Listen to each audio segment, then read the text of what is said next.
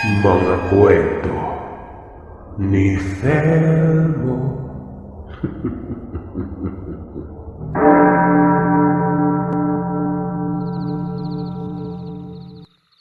Sa kabila ng pagwiwika kong yon ay hindi man lang tumugon si Mang Anton. Kalmado pa rin ito, nakatuon sa isinasagawa niyang paggamot kay Juno. Ang daming hampol sa katawan, mga dahong herbal ito. Sa bawat mga sandali ay napapansin kong nangingitim ng paunti-unti ang labi ni Jono. Nangingitim na rin ang ilalim ng mga mata niya. Talagang patay na. Kahit anong tanong ko, kahit anong gawin kong pangungulit noon na patay na nga itong aswang. Hindi ako pinapansin ni Mang Antong. Napaiyak ako gawa ng naawa ako dun sa tao eh. Hindi kinaya ang buntot ng pagi. Pagkasakit kaya niyan, namamagangan kapag tumatama sa balat eh. Minsan na kasi akong natamaan ng binsol ng pagi. Makamandag ito. Lumabas ako ng bahay. Naupo ako doon sa may pantawan. Nasa pinakadulo ng upuan. May nakita ako sa lupa. 3 mga makikintab na parabang buto ng sampalok. Nakakatawag pansin yun gawa ng kumikinang. Nilapitan ko tapos tinitigan na parabang buto talaga ng sampalok. Akma ko nang hahawakan ito ng... Hoy! Huwag mong hahawakan yan! Gusto mo bang maging aswang? Animoy na kuryente ang katawan ko gawa ng pabigla-bigla ang pagsambit na yon. Nagtanong ako kay Mang Antong kung ano ba yon. Ayon sa kanya, mga binhi umano ng aswang. 3 ang nasa loob ni Juno. Nailuwa niya na ito kanina pa, bago siya mawalan ng malay. Yung pagtapik ng tatay niya, binhi ang pinasa noon. May kasabay na orasyon para hindi makita ni Jono. Pwede kasing mailipat lang yan sa ibang katawan. Kahit hawakan lang, papasok yan sa loob ng katawan. 3 pa. 3 aswang yan na lahi o hindi ko alam, basta 3 yan. Pero ipinasok ang mga ito sa iisang tao lang. Napatango ako. May natuklasan na naman ako noon. Hindi ko nga hinawakan ng mga buto. Nasa tabi lamang ito ng mga nagkalat na mga butil na munggo. Hindi ko sana makikita ito kung wala doon yung mga munggo kasi ang binhi ng mga aswang nakatago sa isang inkantasyon. Maiba nga tayo, Manong. Kanina ka pa eh. Hindi ka naman nagsasalita ngayon nagsalita ka na ng damputin ko to. Patay na ba yan? Paano ako sasabat sa'yo? Walang hiya ka eh. Nag-uusal ako. Kapag naputol ang pag-uusal ko walang silbi ang paggamot ko sa kanya. Umari kang walang hiya ka. Mas matalino ka pa sa akin eh. Ayan, patay siya tingnan ano. Hindi pagkatao niyang namatay kung hindi ang pagiging aswang niya. Bukas ng umaga magigisingin yan. Nagpapahinga lang. Hindi nga lang ramdam kung humihinga ba. Pero humihinga yan. Buhay pa yan eh. Mahina at panaka-naka ang paghinga niya. Nakikita ko noon si Jono na patay na talaga. Ang sabi nito, katawang aswang lang daw yung namatay eh. Lilinawin ko lang, Sir Seth, na wala akong ibang napapansin kay Jono noon kundi ang isang bangkay. Parang kulang na lang talaga, kabaong na. Maputla na. Itim na ang labi nito at mga kuko. Iniisip ko noon na baka may sa pagkasaltik sa ulo itong si Mang Antong. Magpaganon pa man ay hinayaan ko na lang. Natulog ako. Doon sa labas ako natulog. Itinapon ko yung laman ng baso. Baka kasi may iba pang aswang na matawag nun. Tapos bumungad pa sa mukha ko habang natutulog ako. Kinabukasan ng umaga ay paniwalaan niyo man ako o hindi. Ang gumising sa akin, si Juno. Napasigaw talaga ako, kala ko multo eh. Medyo madilim pa, kumbaga madaling araw. Inabutan ako ng kape. Langyang yan nabuhay. Pinagtatawanan ako ni Mang Antong sa mga puntong yun at sabi pa nito, wala nang sakit sa pagiging aswang si Jono. Nakikita kong masigla na ang mukha nito na parabang nakapagpahinga ng matagal. Kagabi, parang patay tingnan tapos oras na yun masaya at masigla eh. Totoo pa lang talaga na buhay pa ito. Umalis sila ni Mang Antong noon. Nagtungo sila sa kung saan dito ako nagkaroon ng basbas mula sa banal na lugar. Bumalik sila hapon na. Wala akong ibang inatupag noon kung hindi ang pag-aralan ang lahat ng mga itinuro sa akin itong si Mang Antong. Dala ko din ang aklat at sinusubukan kong pagsabayin. Hanggang sa pagsasanay lang. Wala naman kasi akong gagamitin. Kumaga inuusal ko lang yung mga kataga. Tapos tinatandaan ko ang bawat pamamaraan. Pagsapit ng gabi ay mga proseso na naman. Marami. Basta nadadagdagan ng mga nalalaman ko noon. Kinakabisado ko ang lahat para hindi ko makalimutan. Kinabukasan na ito na ang huling araw ko sa lugar ni Mang Antong. Marami itong inihanda na magagamit ko. Ultimong yung mutya ay binigyan niya ako noon. Sinukuan at 2 omo. Naroroon pa rin si Jono. Nagpapaturo na ito kay Mang Antong ng karunungan. Pagsapit ng gabi ay inihatid ako ni Mang Antong sa may bandang Mabini. Tapos ako na ang naglakad patungo sa Linipga. Dito ako dumaan gawa ng mas malayo kung lilibot ako ng Talamban. Nang makarating ako sa bahay, walang tao. Wala ang mga magulang ko. Nalaman kong naroroon pala sa San Fernando. Sa kaanak namin. Sa may bandang bukid. May kinakasal kasi ng mga panahon na yon. Kasama ang kapatid kong lalaki ni Jamie. Matanda ako sa kanya ng 2 taon. 2 lang kami. Naglalaro sa isip ko ang lahat ng pamamaraang natutunan ko. Lalo na yung butil ng munggo. Hanggang sa ano ba itong nakain ko at naisipan ko na lang gawin yung prosesong yon. Ang pagtatawag ng aswang. Napapangiti ako Napakabisa kasi. Nagkarga muna ako. Nagpakain sa katawan ng mga dasal. Para sa oras na may bumungad na aswang, kaya ko itong harapin. Ang problema lang ay baka magdamay pero malalayo naman ang kapitbahay. Itong tahanan namin ay maliit lang, kalahati semento, kalahati kahoy. Kalahati sa dingding semento, kalahati amakan. Tapos ang bubungan namin noon ay gawa sa buli.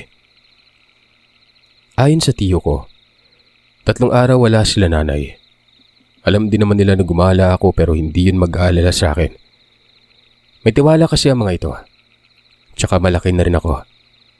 Ang paalam ko noon ay pupuntahan lamang ang kaibigang namatayan. Ang hindi nila alam, sa lugar pala ni Mang Antong ang diretso ko. Isang araw na pagkakarga. Araw ng Biyernes yon. Mula alas 9 ng umaga hanggang alas 9 ng gabi. At ang kinarga ko mga usal na galing kay Mang Antong. Batid ko naman na mas madali kasi ang galing sa kanya. Itong sa aklat para lang sa proseso. Walang kasiguraduhan kung may aswang ba sa lugar pero malalaman ko ito mamaya-maya lang. Alam ko naman na ang mga sasangbiting dasal sa oras na magtawag ng aswang Hindi garapon ang ginamit ko kung di banga. Yun bang gawa lang sa gulong? Nasa gilid lamang yun ng bahay at ang tubig na laman nito, ulan. Ayon kasi kay Mang Antong kahit ano gamitin basta may tubig umano. Nilagay ko ng 1 dakot na mga butil ng munggo sa banga. Marami. Sinadya ko ito kung gaano ba kabisa kapag marami. Pinatakan ko ito ng lana na mula din kay Mang Antong. Nakakapanabik at nakakatakot. Pero gusto ko malaman kung kaya ko ba yun. Basta ang naiisip ko sa oras na dumating na ang aswang ay itataboy ko lamang ito. Matapos kong malagyan ng lana, yung likod naman ng bahay ang sinabuyan ko ng mga butil. Napili ko sa likod gawa ng mas magandang pwesto doon. Mas malawak. Kumpara sa harap na bukod sa may mga baka ay maputik din. Madulas kasi ang lupa din sir sa lalo na umulan kaninang umaga. Tapos padahilig pa ang lupa noon. Merong ilaw sa likod at harap. Malinaw na makikita ko kung saan manggagaling ang aswang, lalo na kapag gumalaw na ang mga butil sa banga. Aantayin ko lang ito kako. Kung saan direksyon, naroroon ang aswang. At kapag tumapak na sa may sinaboy ko ng mga butil, makikita ko yung mga ito. Nagbuntong hininga ko, nanalangin. Itong mga katagang sinangbit ko ay mga pamaba. Kasi nga may basbas ang katawan ko at kapag taos puso ang pag-uusal, magkakabisa yon. Matapos manalangin ay naglibot-libot na ako sa paligid ng bahay. Nagmumuni-muni nun. Ang pagmumuni-muning ito dapat hindi mapuputol. Pagtatawag na ito. Hindi ko na lamang babanggitin dito ang mga sinangbit ko gawa ng baka gayahin pa ito ng mga listener. Malay natin baka isa pala sa mga listener divino, di ba? Tapos hindi pa natutuklasan yung ganito. Magkakabisa pa naman yung mga orasyon kapag ganon. Sa hindi inaasahang pagkakataon, napatid ako sa tali ng baka. Inulit ko na naman yung pagmumuni-muning yun. Para akong baliw nun. 15 beses lilibot tapos nasa kalagitnaan ako sa kapalang napatid. Siyempre naudlot yung pag-uusal ko nun. Natapos ko ito, pawis na pawis ako. Hindi pala madali. Kumuha ako ng bangko at ito ang ginamit ko doon sa likod. Naupo ako habang nasa harapan ng mga nakalatag ng mga butil sa lupa. Yung banga ay nasa gilid ko lang. Nasa tapat ako ng daluyan ng tubig mula sa bubungan. Tinutularan ko noon ang mga galawan ni Mang Antong. Yung tipong kalmado ba? Maya-maya'y gumalaw ang mga butil. Sumabog ito. Na siya namang nagpatranta sa akin. Magkakaibang direksyon. Nasa palibot ng banga, sa gilid. Napapamura ako at naisip ko na marami ata akong napatawag doon. Marami palang aswang malapit sa amin.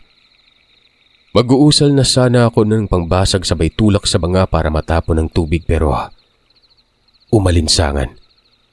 Kasabay pa nito ay bigla ding bumaho. Nagtataka ako kung bakit may ganitong presensya. Wala namang ganoon sa lugar nila Mang Antong eh. Hanggang sa nanlaki ang mga mata ko kasi nga may mga lumitaw sa may unahan. 3. Ang papangit. Ganoon pa din nakahubot-hubad pero nakakadiri at ang dumi. Parang mga taong grasa mga ito. Nanglilimahid ang mga ito sa kung ano. Basta parang naligo sa grasa yon. Nanlilisik ang mga mata nila. Humahangos, nakayuko habang nakatayo. Nakadipa ang mga kamay na parabang susunggaban ako nun. Nilalabanan ko ang takot. Naalala kong may karga pala ako. Lumapit ako sa mga ito. Hindi nagpapatinag. Sabi ko umuwi sila kung ayaw nilang mamatay. Kung hindi ako nagkakamali ay puro lalaki ang mga ito. Kitang-kita ko yung mga lawit eh. Magkakaibang laki. Basta sigurado akong lalaki ang mga yon. Sa kabila ng sinabi ko ay hindi umalis sa mga nito. Nanatili sila. Di ba nga ang naganap doon sa bahay ni Mang Antong nagtataka ang aswang? Dahil nga nasisilayan na siya eh. Pero itong mga naririto hindi nagtataka. Gaya ng sinabi ko'y nanlilisik ang mga mata at galit na galit. Napapalunok ako ng laway nun. Takot na ako pero pinanatili kong panatag ang itsura ko. Ayon kasi kay Mang Antong ay dapat hindi magpakita ng kahinaan. Hindi dapat matakot. Ayaw niyong umuwi? Gusto niyo bang mamatay? Sige, pagbibigyan ko kayo. Kunwari nagkukumpas ako noon pero wala namang inuusal. Tinatakot ko lang. Walang ano-anong sinunggaban akong bigla. Ang bilis ng isa. Isang iglap lang nasunggaban na kaagad ako. Hindi ko man lang namalayan. Napaatras ako noon, nasugatan sa may bisig ko. Dito ay tinotoo ko na talaga. Orasyong parusa at 2 kombinasyon ng pamaba. Tapos sa huli ko na sinangbit ang sangalan ni Jesus at mga sugo nun. Itong sumunggab sa akin ay umatras. Napansin kong tila natakot. Habang yung dalaway nagkakatitigan. Umabante ng sabay yun at biglang bumuelo ng pagsunggab. Dinuro ko naman ng kamay sabay sangbit uli ng pamaba. Gumana yun. Napitlag eh. Pero hindi umatras. Bagkos ay sinunggaban ako nito ng tuluyan. Sunod-sunod ang pagsunggab na yon. Atras ako ng atras at pumasok na sa loob ng bahay.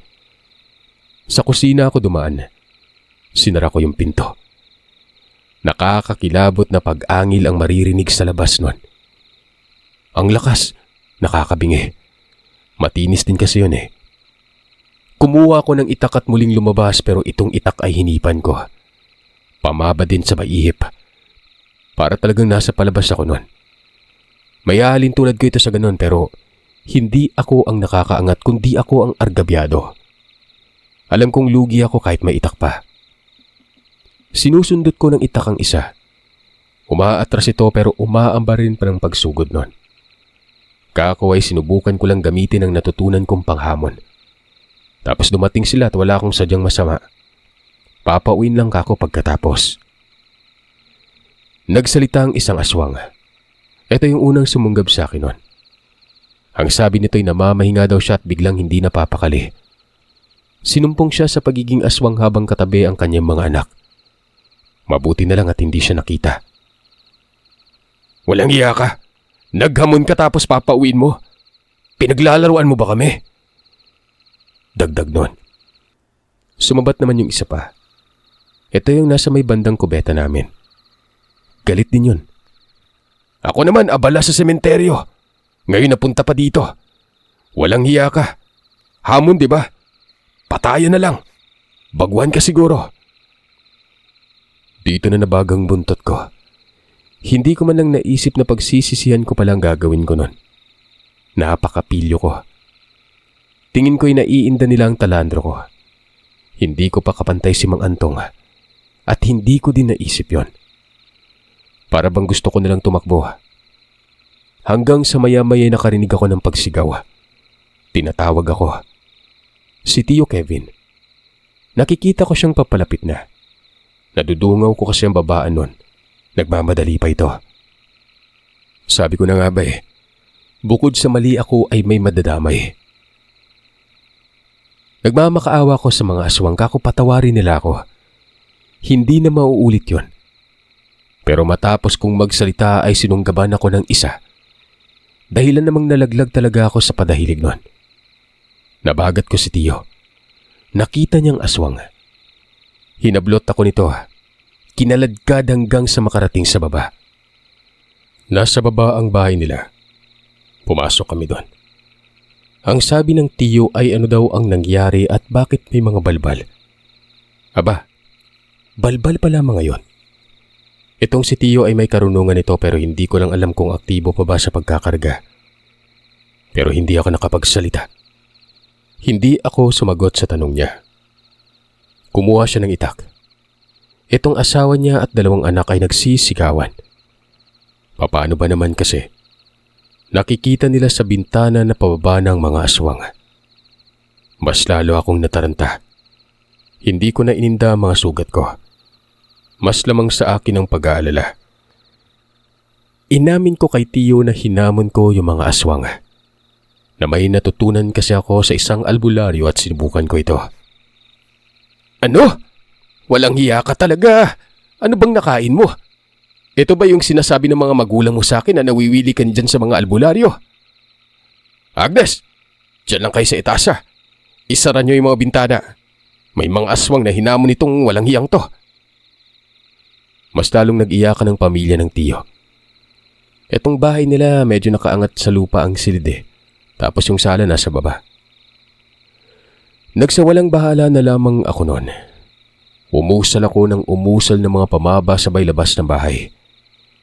Inaawat ako ng Tio pero sabi ko sa kanya haharapin ko ang mga aswang. Lumabas na din ng Tio tanga ng itak niya. Hindi magkamayaw ang asawa nito sa kakasigaw. Huwag daw kaming lumabas. Itong mga aswang ay nasa magkakaibang direksyon. Umabante ako sa may nasa gitna. Sa may bandang sagingan. Na kung saan naman may balon doon. Usal sabay duro ng daliri ko sa aswang. Maya-maya ay bigla na lang umigik ito at tapos nagwawala. Na para bang may masakit sa katawan niya. Gumulong ito sa lupa kaya naman inundayan ko ng pagtaga ng itak. Pero sinunggaban ako ng isa. Naroroon lamang si Tio sa may pintuan. Sumisigaw at humihingi ng tulong. Dama ko na ang pagkapagod noon. Bukod pa dyan ay namamanhid ang likuran ko. Nagdagsaan ang mga kalalakihan. Ito na yung mga sandaling nakahinga ako ng maluwag. Nagsilayas kasi ang mga nilalang na yon. Sabi ko naman kay Tio ay wag niyang isisiwalat na hinamon ko kasi baka kung ano pa ang gawin sa akin ng mga tao. Siyempre nasermonan ako. Gawin ko lang daw ang panghahamon kung marami na akong karanasan. Nag-aaral pa daw ako pero kaagad tumalo ng proseso. Wala namang mali sa ginawa ko. Pwede daw mapuksa ang mga aswang pero dapat magpalakas muna ako noon. Hindi nga sinabi ng Tio na ako ang dahilan doon sa mga residente. Pero siniwalat niya naman na nananalasa ang mga aswang. Yung dati umanong pananalasa ng mga ito ay nagbalik na. Dito ko nalaman na meron parang ganito. Hindi ko man lang inaasahan yon. At dahil nga sa pagbubunyag na yon ni Tio, itong mga tao naman ay natakot. Hinatid ako ni Tio sa may ospital. Malalaki ang sugat ko sa kamay nun. Bunso dito ng tama ng pagkalmot. May mga sugat na tinahi. May bakas talaga ako mula sa mga ganitong nilalang. Ang dahilan lang ng Tio na disgrasya. Nalaglag umano sa mangga kasi nga ang kinabubuhay namin pagmamangga eh. Kinabukasan na kami umuwi. Wala akong ibang naririnig doon sa amin kung hindi ang pangyari. Dinagsa pa nga ako sa bahay. Maraming mga tanong. Kaliwat kanan at nakakabingi yun. Alibay naman ako ng alibay. Ano namang sasabihin ko, di ba? Ang problema, kapag dumating ang mga magulang ko, hindi lang sermon ang aabutin ko. Paniguradong masasaktan pa ako ng tatay ko noon.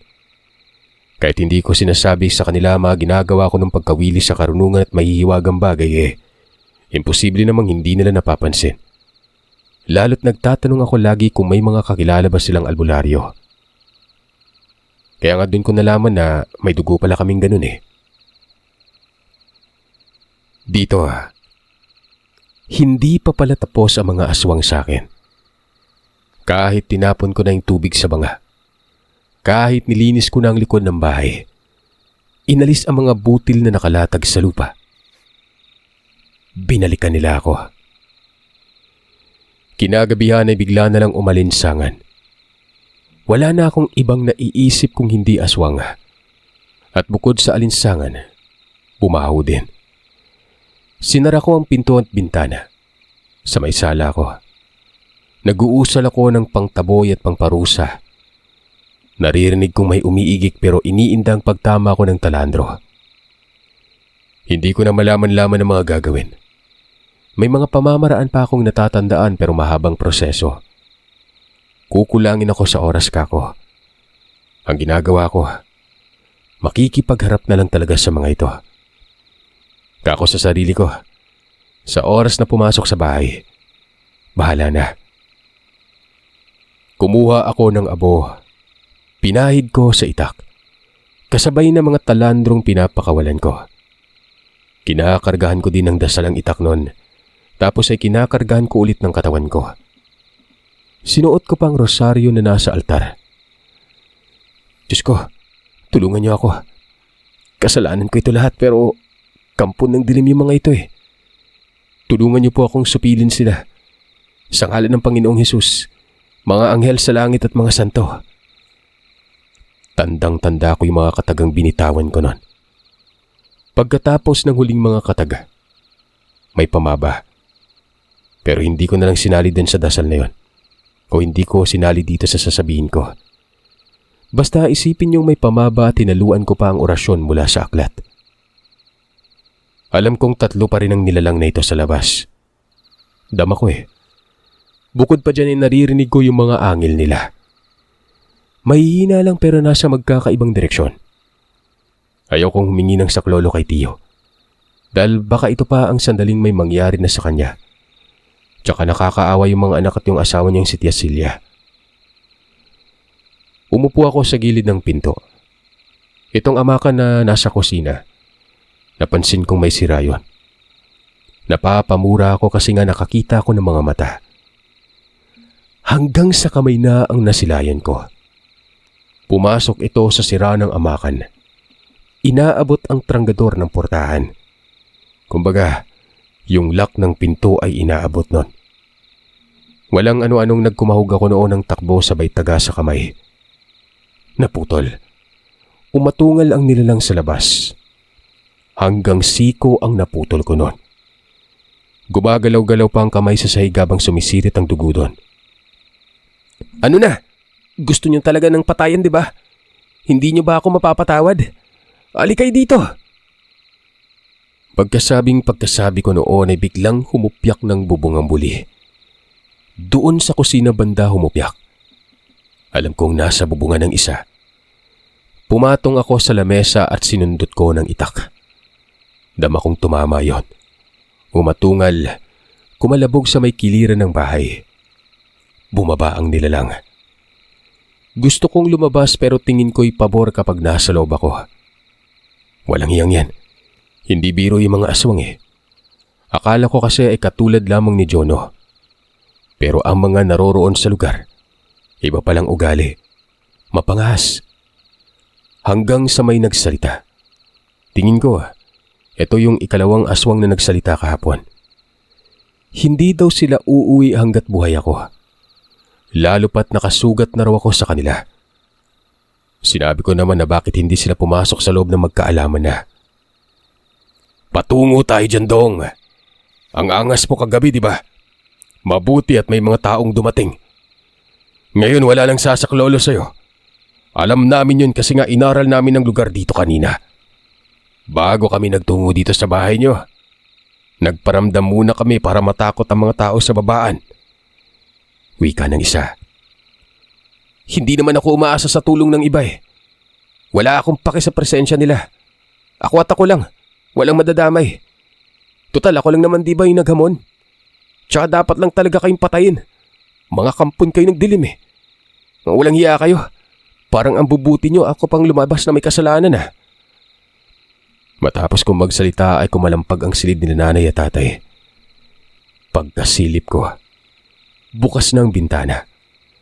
Tapos itong isang nilalang ay naroroon nakapatong.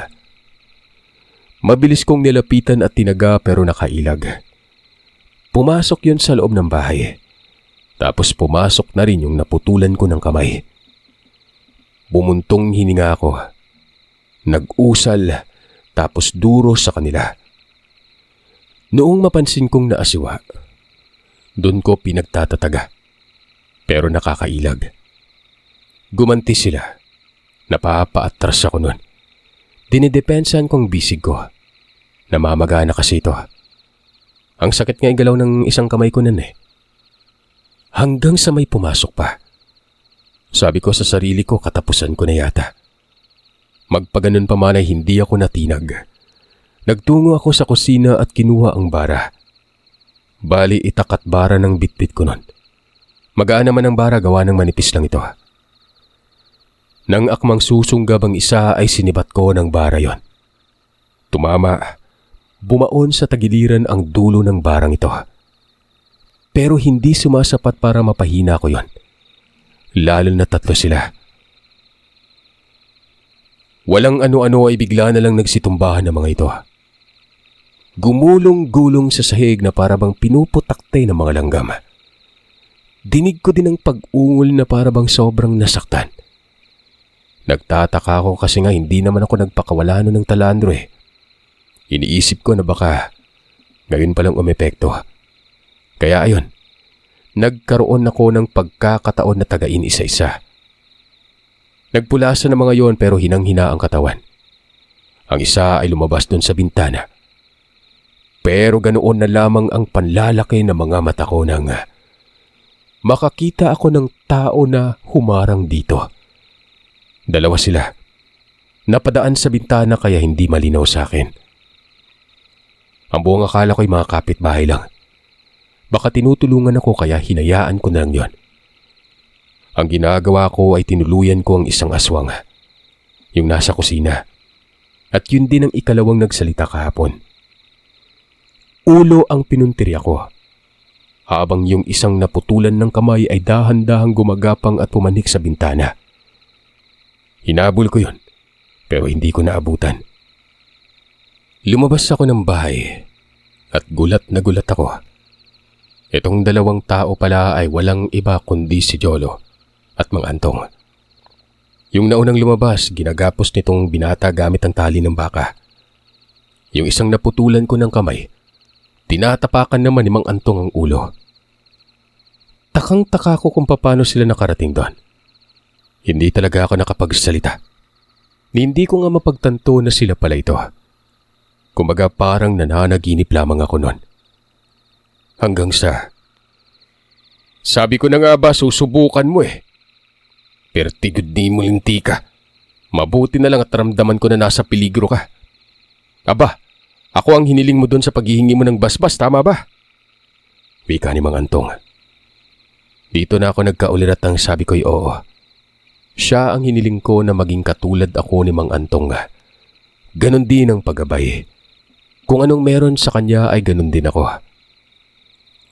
Pasalamat ka at ako pala talagang hiniling mo. Dahil do'y magkakaugnay na yung karga natin. Malalaman at malalaman ko kung anong kalagayan mo. Kulang ka pa sa karga sa katawan eh. Di ba ang sabi ko bawat mga sandali sangbitin mo yung mga dasal na tinuturo ko sa'yo para hindi masayang ang oras? May pinagkakaabalahan ka na bang iba? Dapat nagkakarga ka pa rin sa katawan kahit papano. Kung sa bagay, nung isang araw pa naman yon. Hindi din sasapat pero inisip mo na dapat na mahina ka pa eh. Hindi ako nakapagsalita. Nahiya ako kay Mang Antong. Tama siya at aminado ako doon. Pareha lang sila ng komento ng tiyo. Hanggang sa nagsalita na itong si Jono.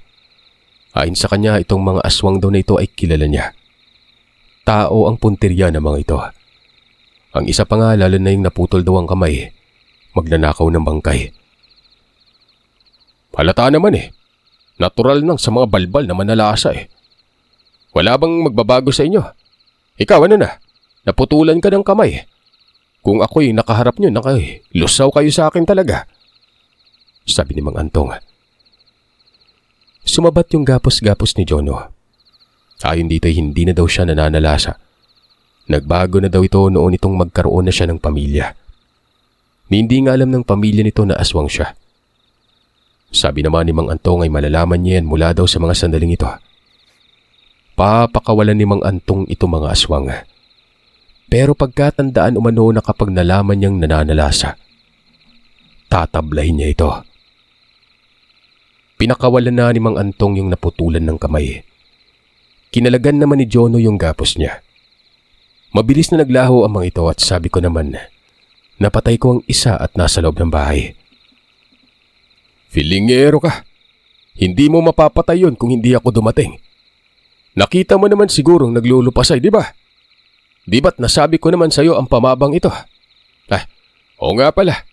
Hindi ka din gaano kalakas kasi nga kulang ka sa karga. Siguro nabanggit mo yung orasyon. Bagamat may gabay ka na at basbas pero hindi ibig sabihin noon na lalakas ka kaagad. Nako sa'yo, Rafi. Bumalik ka na lang dun sa bahay ko tsaka ikaw din, Jono. Sabay kayong dalawa. Napapailing na lang ako nun. Halatang halata yung kamangmangan ko kahit pa inaral ko na ang mga karunungan. May mga bahagi pa rin na hindi ko nakuha kaagad. Niligpit namin yung napatay ko. Si Jono na ang naglibing. Sa may ibabaw lang banda inilibing yon. Pero pinugutan muna ng ulo ni Mang Antong. Para sigurado talagang hindi na mabubuhay pa. Nilinis ko ang bahay pero yung mga nasirang bahagi ay hindi ko na nagawa pang kumpunihin. Lalo na yung amakan. Ang mga bakas ng dugo, sinabuyan ko pa ng Clorox doon. Clorox kasi ang uso dati. Napagalitan pa rin ako ng mga magulang ko. Nasira yung ibang parte ng bahay. Pero hindi na ako nagsinungaling pa. Inamin ko yung nangyari. Ultimo yung kaguluhan na kamuntikan pang madamay sila tiyo. Pero sinabi ko na nasimulan ko na ang pagkabaliw sa karunungan. Kaya tatahakin ko na lang talagang landas patungo sa pagiging bihasa noon. Hindi naman ako pinigilan ng mga ito. Nagbabalik-balik ako noon sa bahay ni Mang Antong. Nakakasabayan ko pa ang dating aswang na si Jono. Ang daming dalang pagkain tapos may isang beses pang nagdala ng mga tsokolate. Mayaman eh. Nakita ko na yung bahay nila, malaki. Nakilala ko yung nanay niya. Tuwang-tuwa pala yun nang maalis ang aswang sa katawan nito. Nagtanong ako kay Mang Antong kung maaalis din ba yung nasa balbal. Ayon naman sa matanda ay hindi daw kapag kapit na. Pwede niyang subukan pero malaki ang tsansa na ikakamatay lamang ito ng balbal na yon. Marami akong natutunan. Nalaman ko ang pagkakaiba ng mga karunungan. Maraming aspeto. Depende sa kung anong piniling aralin. Pero ang maganda para sa akin, ito talagang organiko. Yun bang pamamaraan ni Mang Antong? Mas mabisa kasi. Alam ko yung gawa ng marami na akong nakakasalmuhang mga albularyo. Wala talagang singtulad ni Mang Antong. Natural na divino talaga ito. Hindi ko talaga malimot-limutan ang lahat nun. Mula sa pagkawili ko sa karunungan, pangungolekta ng mga kung anong orasyon, maging ang aklat at mutya, hanggang doon sa mga butil ng munggo.